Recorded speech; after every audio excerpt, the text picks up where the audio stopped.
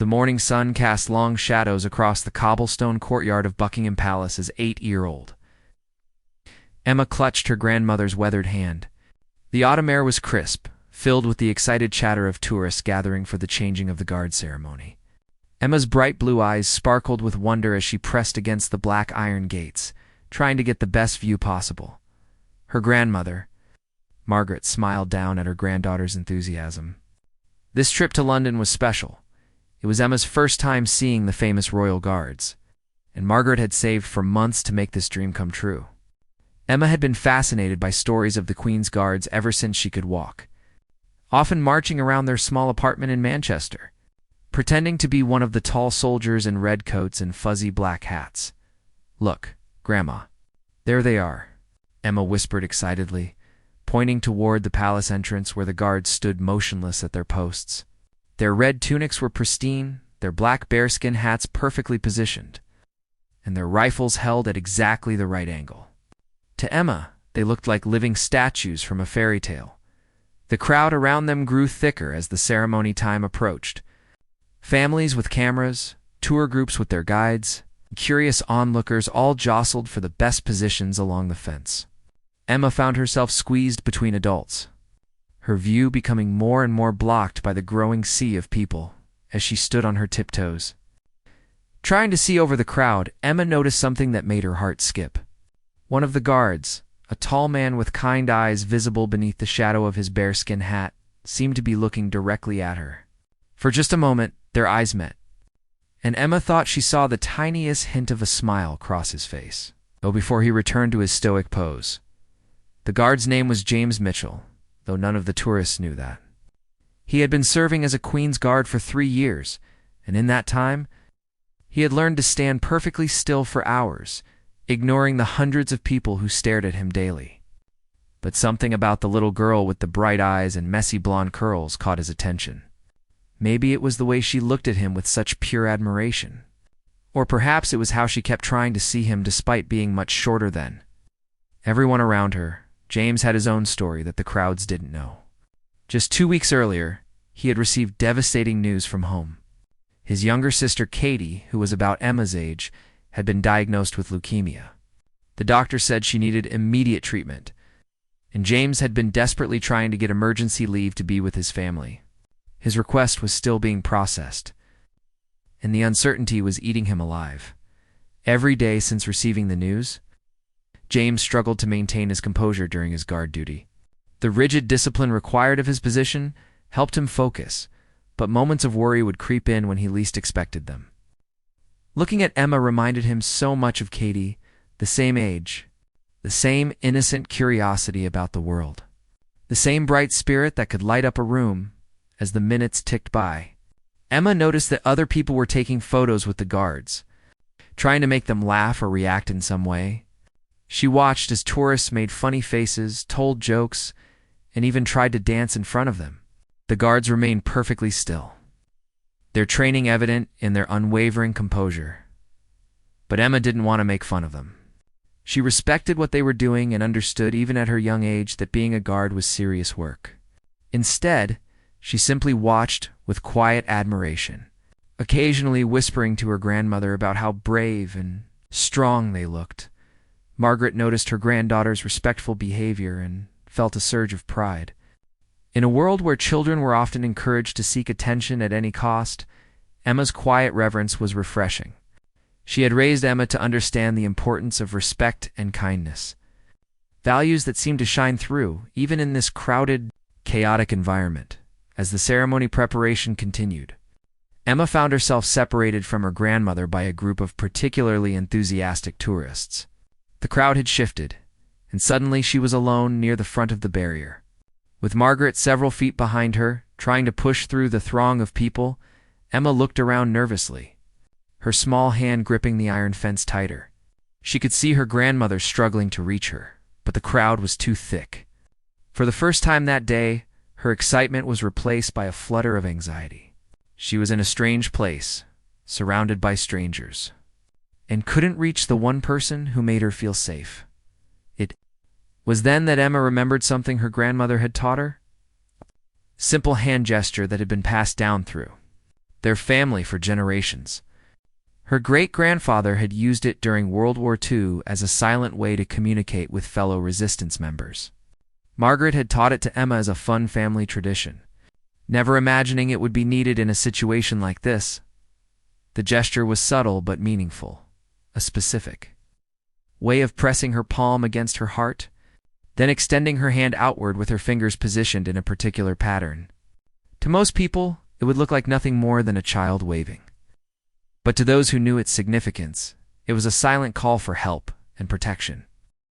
Emma's small fingers trembled as she pressed her palm against her heart. Just as her grandmother had shown her countless times before, the gesture felt different now, not like the playful family tradition she practiced at home, but something urgent and real.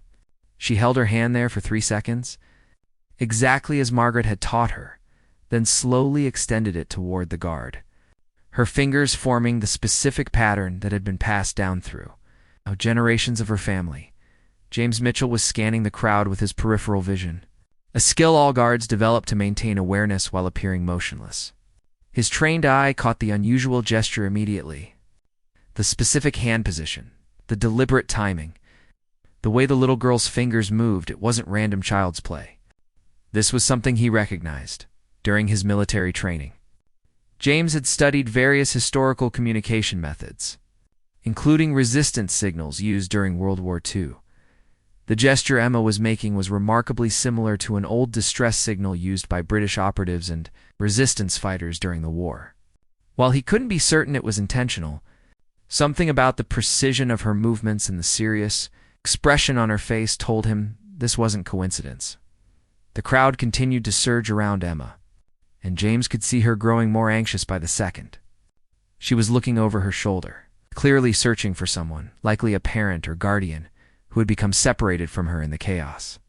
The tourists around her were oblivious to her distress, too focused on taking photos and preparing for the ceremony to notice one small, worried child. James faced an impossible decision.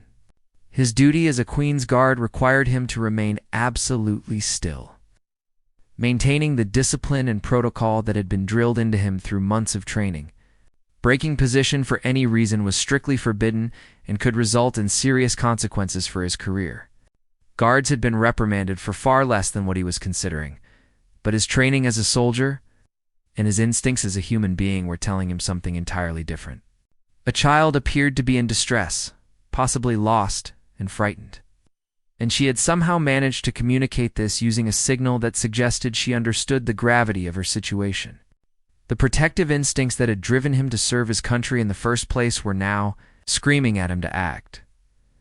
Emma continued to hold the gesture, her blue eyes locked on James's face with an intensity that was remarkable for someone so young. She seemed to understand that she had his attention, and there was something in her expression that reminded him powerfully of his sister Katie. The same determination, the same quiet strength that Katie had shown when facing her diagnosis, refusing to cry, trying to be brave for everyone around her. The crowd noise seemed to fade as James made his decision.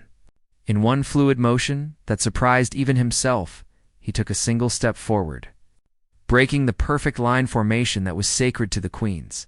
Guard. The movement was small but unmistakable, a clear violation of protocol that would normally be unthinkable. Several tourists near the front gasped and pointed, quickly raising their phones to capture this unexpected breach of the guard's famous stoicism.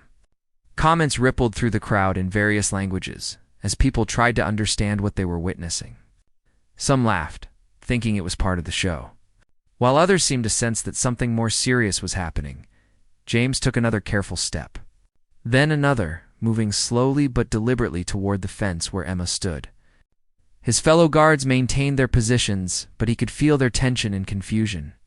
Breaking formation wasn't just against protocol, it was practically unheard of. In his 3 years of service, James had never seen a guard abandon his post during ceremony preparation, and he knew his actions would have consequences. But as he drew closer to Emma, he could see the relief flooding her small face. Her hand remained in position, maintaining the signal with a determination that spoke to her understanding of its importance. When James reached the fence, he did something that shocked the crowd even further. He knelt down, bringing himself to Emma's eye level, and spoke to her in a quiet voice that only she could hear. "Are you lost, sweetheart?" he asked, his voice gentle, despite the magnitude of what he was risking by speaking. Emma nodded, her eyes wide with both gratitude and amazement that her signal had worked. "My grandma," she whispered back. "I can't find my grandma. She taught me the hand sign. Her grandpa used it in the war." James felt his heart skip a beat. This confirmed what he had suspected. The gesture wasn't random. This little girl was carrying on a family tradition that connected her to the very history he had sworn to protect and honor. The irony wasn't lost on him that a symbol of resistance and protection from the past was now being used to seek help from someone sworn to guard the present. "What's your grandmother's name?" James asked, glancing quickly over the crowd to locate his commanding officer. He knew he was in serious trouble, but he also knew he couldn't abandon Emma now. "Margaret Thompson," Emma replied, her voice gaining strength now that she had an ally. "She has gray hair and a blue coat. She was right behind me, but then all these people pushed in between us." James stood up slowly, his height advantage allowing him to scan the crowd more effectively. His actions had created quite a stir, and he could see his sergeant pushing through the tourists, clearly coming to address the situation. But James also spotted something else, an elderly woman in a blue coat near the back of the crowd. Standing on her tiptoes and calling out a name that sounded like Emma, the sergeant reached them just as James pointed toward the back of the crowd. "Sir," James said formally, knowing that his next words would determine his immediate future. "We have a lost child situation." The little girl became separated from her grandmother in the crowd surge. Emma looked up at the sergeant with the same respectful expression she had shown James, her hand finally dropping from the signal position as she sensed that help was coming. The sergeant, a man named Phillips, who had served for over a decade, found himself in an unusual position. While James had clearly broken protocol, the situation involved a child's safety, something that trumped nearly everything else in terms of priority. What happened next would depend entirely on how Sergeant Phillips chose to handle a situation that had never been covered in any training manual. Sergeant Phillips had seen many unexpected situations during his 15 years of service, but never anything quite like this. The crowd of tourists was buzzing with excitement and confusion. Phones were recording from every angle, and one of his most reliable guards had just abandoned his post to help a lost child. By all military standards, this should have been a straightforward disciplinary matter. But as Phillips looked down at Emma's small, hopeful face and then at James's determined expression, he realized that sometimes leadership meant making decisions that couldn't be found in any rule book. "Mitchell," Phillips said in his commanding voice, loud enough for the nearby tourists to hear, "escort the child to locate her guardian immediately." To the untrained ear, it sounded like a reprimand. But James understood that his sergeant was giving him official cover to continue helping Emma. Emma's face lit up with relief and gratitude. As James extended his hand to her, she took it without hesitation, her small fingers disappearing into his much larger palm. Together, they began moving through the crowd, with James using his imposing presence to gently but firmly create a path through the mass of people. "Emma. Emma." The voice was getting clearer now, and Emma's head snapped up with recognition. "That's her. That's my grandma," Emma exclaimed, pointing toward the voice. Margaret Thompson was indeed calling her granddaughter's name, her voice filled with panic and desperation. At 72 years old, she wasn't tall enough to see over most of the crowd. The sea of people had become a maze she couldn't navigate. When she had first realized Emma was no longer beside her, Margaret had felt a terror unlike anything she had experienced since raising her own children decades ago. As James and Emma approached, Margaret caught sight of the distinctive red uniform and tall bearskin hat moving through the crowd. For a moment, she couldn't process what she was seeing. Why would a Queen's Guard be walking through the crowd with a child? But then she saw the familiar blonde curls and bright blue eyes, and her heart nearly burst with relief. "Emma. Oh, sweetheart," Margaret called out. Pushing through the final layer of tourists to reach them, Emma released James's hand and ran the last few steps to her grandmother. throwing her arms around Margaret's waist with such force that the older woman nearly lost her balance. Margaret knelt down and held her granddaughter tightly, tears streaming down her cheeks. "I was so scared," Margaret whispered into Emma's hair. "I turned around and you were gone. There were so many people, and I couldn't see you anywhere." Emma pulled back slightly to look at her grandmother's face. "It's okay, Grandma. I used the signal, just like you taught me. The guard saw it and came to help me." Margaret looked up at James with confusion and amazement. "The signal? You mean the old family gesture?" She had taught Emma the hand position as a bit of family history, never imagining it would actually be useful in a modern situation. James knelt down to their level, creating a small bubble of privacy in the chaotic crowd. "Ma'am, your granddaughter is remarkable. She used what appeared to be a World War II resistance signal to indicate she needed help. I recognized it from my military training." Margaret's eyes widened with understanding and emotion. She looked from James to Emma and back again, processing the incredible coincidence that had just unfolded. "My grandfather was in the resistance during the war," she explained quietly. "He taught my father the signal, who taught it to me, and I taught it to Emma. I never imagined she would actually need to use it." The crowd around them was beginning to notice the reunion. More phones were appearing to capture the moment. James realized they were becoming the center of attention, which could complicate things further for his career. But looking at Emma's relieved smile and Margaret's grateful tears, he found that he didn't care about the consequences nearly as much as he thought he would. "Thank you," Margaret said, her voice thick with emotion. "Thank you for breaking your rules to help her." "I know it must have been difficult." James nodded, thinking about his own sister and how desperately he hoped that if Katie ever needed help, someone would be there for her too.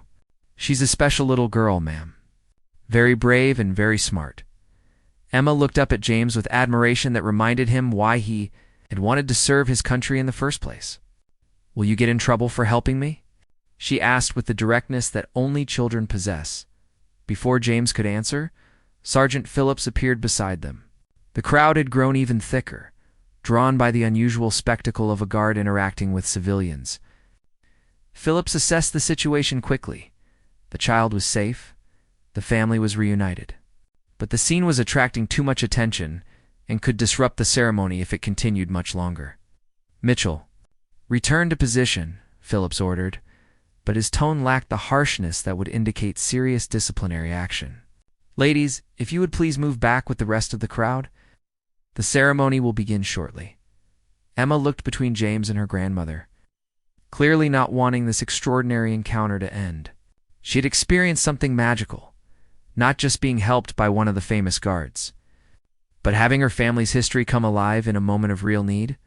"Wait," Emma said suddenly. Reaching into her small backpack, she pulled out a folded piece of paper and handed it to James. "I drew this for the guards before we came. I wanted to give it to one of you, but I didn't know how." James unfolded the paper to reveal a crayon drawing of guards in red, uniforms standing in front of Buckingham Palace. At the bottom, in careful child's handwriting, were the words, "Thank you for protecting everyone." The drawing hit James harder than he expected. In his months of dealing with his sister's illness and his frustration with military bureaucracy, he had almost forgotten the simple truth that Emma's drawing represented, that what he did mattered to people, that children looked up to him and his fellow guards as protectors and heroes. "Thank you," Emma, James said quietly, carefully folding the drawing and tucking it into his uniform pocket. "I'll treasure this." As James prepared to return to his post, neither he nor Emma could have known that their brief encounter was about to create ripples that would extend far beyond this single morning at Buckingham Palace. As James walked back toward his post, he could feel the weight of hundreds of eyes following his every move. The crowd had grown significantly during his absence. Drawn by word spreading through social media about the guard who had broken protocol to help a lost child, phones were held high, recording his return to position, and he could hear excited chatter in multiple languages as tourists shared the story with friends and family around the world.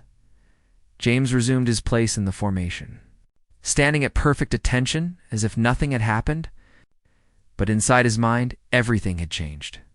Emma's drawing was pressed against his chest in his uniform pocket, and her brave use of the family's signal had reminded him of something fundamental about service and protection that he had been losing sight of during his sister's illness.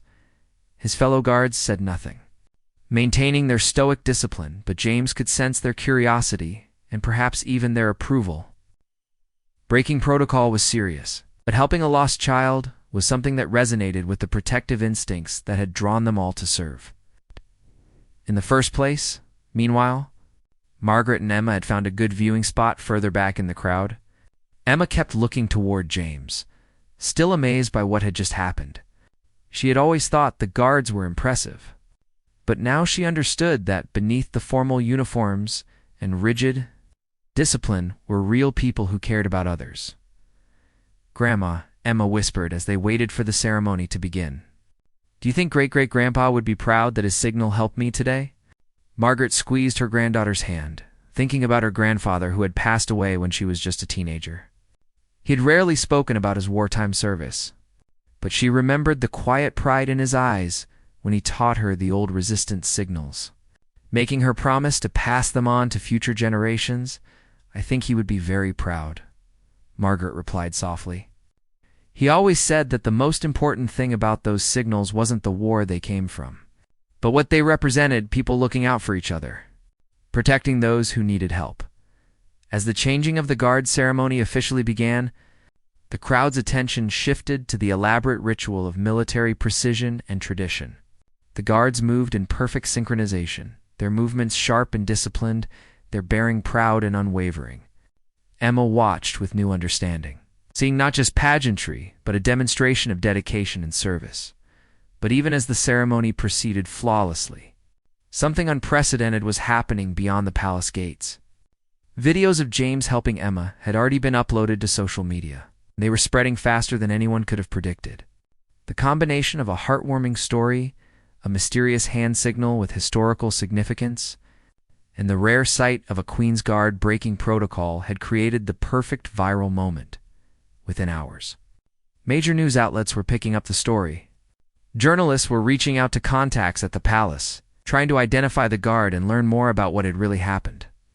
The video clips were being shared millions of times, accompanied by comments from people around the world praising James for his compassion and Emma for her intelligence and bravery. Back at his barracks that evening, James was summoned to meet with his commanding officer, Colonel Harrison. As he walked to the meeting, James prepared himself for the worst. Breaking protocol during a public ceremony was a serious offense, regardless of the circumstances. He could face anything from a formal reprimand to dismissal from the guard. Colonel Harrison was a stern man in his 50s who had served in various conflicts around the world before taking command of the Queen's Guard. He had seen James's service record: exemplary performance, strong discipline, complete dedication to duty. That's what made this situation so unusual. "Mitchell," Colonel Harrison began, "I suppose you know why you're here?" "Yes, sir," James replied, standing at perfect attention. "I broke protocol during ceremony preparation to assist a lost child." The colonel studied him for a long moment. "The incident has attracted considerable media attention. Videos of your actions have been viewed millions of times around the world. The story is being covered by international news outlets." James felt his stomach sink. Media attention was the last thing he had wanted. "I understand, sir. I take full responsibility for my actions." Colonel Harrison walked to his window, looking out at the courtyard where James and his fellow guards trained every day. "Tell me about the hand signal the child used." This wasn't the question James had expected. "Sir, it appeared to be a variation of resistance signals used during World War II. The child's great-great-grandfather had apparently taught it to his family as a way to call for help." "And you recognized it?" "Yes, sir. From my historical training and military education." Colonel Harrison turned back to face James. "In your assessment, was the child genuinely in distress?" "Absolutely, sir. She had become separated from her grandmother in the crowd and was clearly frightened. The signal wasn't random. She knew what she was doing." The colonel nodded slowly. What James didn't know was that Colonel Harrison had already received several phone calls that afternoon. One was from Margaret Thompson, who had somehow tracked down the palace's contact information to express her gratitude for James's help. Another was from a military historian who had seen the news coverage and wanted to verify the authenticity of the hand signal Emma had used. But the most surprising call had come from the office of a senior member of the royal family, who had seen the media coverage and wanted to understand more about the situation. The royal family had always emphasized the importance of service and protection of the public, especially children. And James's actions had embodied those values in a very public way. Mitchell, Colonel Harrison said finally, "What you did was technically a breach of protocol. Under normal circumstances, that would result in disciplinary action." James braced himself for what was coming next. "However, these are not normal circumstances. Your actions potentially prevented a more serious situation involving a lost child, and you demonstrated exactly the kind of judgment and character we expect from our guards." James looked up in surprise, not sure he had heard correctly. "Furthermore," the colonel continued, "the positive media attention this has generated for the Guard and the military as a whole is ... considerable. You've reminded the public that behind the ceremony and tradition, we are human beings committed to protecting and serving others." What Colonel Harrison didn't tell James was that the palace had already decided to use this incident as an opportunity to highlight the human side of the Queen's Guard and their commitment to public service. The story was resonating with people around the world precisely because it showed compassion and quick thinking in action. The week following the incident brought changes that neither James nor Emma could have anticipated. The story had taken on a life of its own, spreading across continents and touching hearts in ways that surprised everyone involved. News outlets were calling it the signal that crossed generations. And social media was filled with people sharing their own family stories of wartime signals and acts of kindness. Discovered that his actions had resonated particularly strongly with military families and veterans around the world. Messages poured in from former resistance fighters, their children and grandchildren, all expressing gratitude that the old signals were still remembered and honored. Some shared stories of how similar gestures had saved lives during World War II, adding historical context that made Emma's quick thinking even more remarkable. But the most significant development came when James received news that changed everything. His emergency leave request, which had been stuck in bureaucratic processing for weeks, was suddenly approved. Colonel Harrison called him into his office with a smile that James had never seen before. "Mitchell, Oh, your leave has been expedited," the colonel announced. "You are to report home immediately to be with your sister during her treatment." James felt a wave of relief so powerful it nearly brought him to his knees. "Sir, thank you. How did this happen so quickly?" Colonel Harrison's expression grew thoughtful. "Sometimes, when people see the best in us, it reminds those in authority of what's truly important. Your actions this week have reflected well on the entire Guard. It seems only right that you should be able to care for your family when they need you most." What the colonel didn't mention was that the positive publicity from James's actions had reached very high levels of government and military leadership. When officials learned that the same guard who had helped a lost child was desperately trying to get leave to care for his ill sister, the bureaucratic wheels that had been turning slowly suddenly began moving at lightning speed. Meanwhile, back in Manchester, Emma was experiencing her own whirlwind of attention. Her school had invited her to speak to younger children about the importance of family history and quick thinking in emergencies. Local news stations wanted to interview her about her brave use of the old signal. But Emma, with the wisdom that sometimes comes naturally to children, seemed to understand that the real story wasn't about her becoming famous. The guard was the brave one, she told a reporter who came to their small apartment. "I just did what Grandma taught me. But he broke his rules to help me, even though he could get in trouble." Margaret watched her granddaughter handle the attention with grace and humility. Feeling proud of how Emma had maintained her perspective despite all the excitement, the elderly woman had been contacted by several historians interested in documenting her grandfather's resistance activities, something that brought unexpected closure to family stories that had been passed down but never officially recorded. 3. Weeks after their encounter at Buckingham Palace, Margaret and Emma received an unexpected phone call. A representative from the palace was calling to extend a special invitation.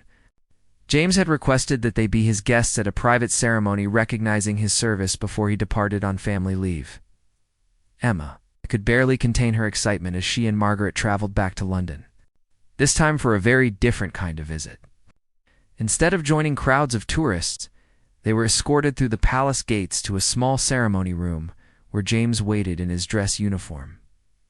When Emma saw him, she ran forward without hesitation, and James knelt down to receive her enthusiastic hug. Margaret followed more slowly, still somewhat overwhelmed by the surreal nature of everything that had happened. "How is your sister?" Emma asked immediately, with a directness that had impressed James from their first meeting. "She's doing better," James replied, and Emma could hear the relief in his voice. "The doctors say her treatment is going well. I get to go home tomorrow to be with her." "That's good," Emma said solemnly. "Family is important." During the small ceremony that followed, James was formally commended for his actions. But the speech given by Colonel Harrison focused not on protocol or military procedure, but on the human values that made someone a true guardian: compassion, quick thinking, and the willingness to put others' needs above personal concerns. James was presented with a commendation. But he surprised everyone by immediately turning to Emma. "I have something for you too," he said. Reaching into his pocket, he pulled out a small badge, not an official military decoration, but something he had specially made. It featured a design that incorporated elements of the old resistance signal Emma had used, along with the motto, "Courage connects generations." "This is to remind you," James said as he pinned the badge to Emma's jacket, "that the bravery you showed comes from a long line of brave people. Your great-great-grandfather would be proud." Emma looked down at the badge with wonder, then back up at James. "Will you write to me about your sister?" she asked. "I want to know how she's doing." James promised that he would, and in that moment, both he and Emma understood that their brief encounter had created a connection that would last far. Beyond this day, as the ceremony concluded and James prepared to leave for home, he reflected on how one small act of compassion had changed not just Emma's day, but his entire perspective on service and duty. He had broken protocol to help a child, and instead of facing punishment, he had been reminded of why he had chosen to serve in the first place. Emma, meanwhile, was learning that sometimes the stories passed down through families aren't just tales of the past, they're tools for the future. Waiting for the moment when they might be needed to help someone else, the bond between a little girl and a royal guard had started with a secret signal, but it had grown into something much larger, a reminder that acts of kindness and courage can bridge any gap. Whether it's the space between generations or the distance between a child in need and someone willing to help. 6 months later, Emma sat in her grandmother's living room, carefully reading a letter that had arrived that morning. It was written in James's neat handwriting on official military stationery, and it brought news that made her heart soar with happiness. "Dear Emma," the letter began, "I wanted you to be one of the first to know that Katie is officially in remission. The doctors say her treatment has been incredibly successful, and she's been able to return to school with her friends. She asks about you all the time. I've told her so many stories about the brave little girl who used a secret signal to ask for help." Emma looked up at Margaret, who was knitting in her favorite chair by the window. "Grandma, James's sister, is all better," she announced with joy. Margaret smiled, setting down her needles. Over the past months, she and Emma had received several letters from James, each one updating them on Katie's progress and sharing stories about his time at home with his family. The correspondence had become a bright spot in their lives, connecting them to the young man whose life they had briefly touched. The letter continued. "Katie has asked me to teach her the signal that you used that day at the palace. I've explained how your family kept this piece of history alive, and she wants to learn it too. She says that if it helped bring us all together, it must be something special. I hope that's okay with you." Emma nodded enthusiastically. even though James couldn't see her. She had already taught the signal to several of her friends at school. After her teacher had invited her to share the story during a lesson about family history and traditions, what had started as one family's way of preserving the past was now being passed on to a new generation. "There's something else I wanted to tell you," the letter went on. "The palace has decided to create a new program called Guardians of Kindness, inspired by what happened between us that day. They want to formally recognize civilians who show exceptional courage or kindness in helping others. You're going to be the very first person to receive this recognition." Emma's eyes widened as she read these words aloud to Margaret. The older woman felt tears prick her eyes. Thinking about how proud her grandfather would have been to see his wartime signal lead to an official recognition of kindness and courage, the ceremony took place on a warm spring morning, almost exactly 1 year after Emma and James had first met. This time, Emma wasn't part of a crowd of tourists. She was the guest of honor at a special event attended by military officials, historians, and members of the royal household. James had returned to his duties with the Queen's Guard, but he had been granted special permission to participate in the ceremony. When Emma saw him standing at attention in his red uniform, she couldn't help but smile at how familiar he looked. Yet how much had changed since their first encounter? The ceremony was held in the same courtyard where Emma had once pressed against the iron gates, trying to get a better view of the guards. Now she stood in the center of that space, wearing her best dress and the special badge James had given her months before. Colonel Harrison delivered a speech about the importance of ordinary citizens who show extraordinary courage, and how Emma's quick thinking and respect for family traditions had reminded everyone of the connections between past and present. But the most moving part of the ceremony came when James stepped forward to present Emma with her official recognition. "Emma Thompson," he said formally, "for your demonstration of courage, intelligence, and respect for historical traditions in a moment of need, you are hereby recognized as the first recipient of the Guardian of Kindness Award." As he pinned the official medal to Emma's dress, James whispered something that only she could hear. "Katie wanted me to tell you that she thinks you're the bravest person she's never met, and she hopes to meet you someday soon." Emma beamed with pride, not just for the recognition, but for knowing that James's sister was healthy and happy. After the formal ceremony concluded, Emma, Margaret, and James were invited to a private tea where they could talk freely, without the formality of the official event. "I brought something for you," Emma said, reaching into her small purse. She pulled out a carefully folded piece of paper, another drawing. But this one was different from the crayon picture she had given him a year ago. This drawing showed 2 figures shaking hands in front of Buckingham Palace, with the words "Friends Forever" written in her improved handwriting. James accepted the drawing with the same reverence he had shown the first one. "I still carry your first picture with me," he told her, patting his uniform pocket. "It reminds me every day why this job matters." Margaret watched this exchange with deep satisfaction. She had lived long enough to understand that some encounters change people in ways that ripple outward, affecting not just the individuals involved, but everyone around them. The connection between Emma and James had grown into something that honored both the past and the future. "James," Margaret said quietly, "I want you to know that my grandfather would have been amazed by all of this. He taught us those signals because he believed that people should look out for each other, especially across generations.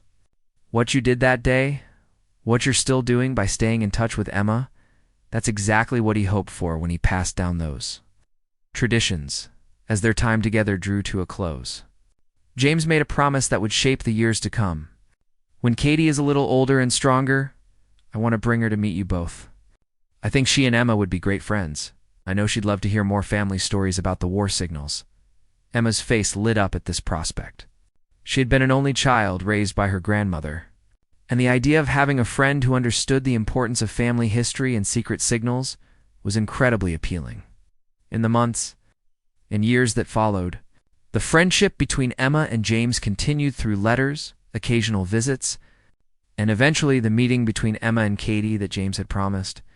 The 2 girls, despite the difference in their ages, formed a bond over their shared connection to James and their fascination with the historical signals that had brought them all together. Emma grew up to become a teacher, Inspired by her experience to help children understand that history isn't just something that happened long ago, it's something that lives on in families, in traditions, and in the courage people show when others need help.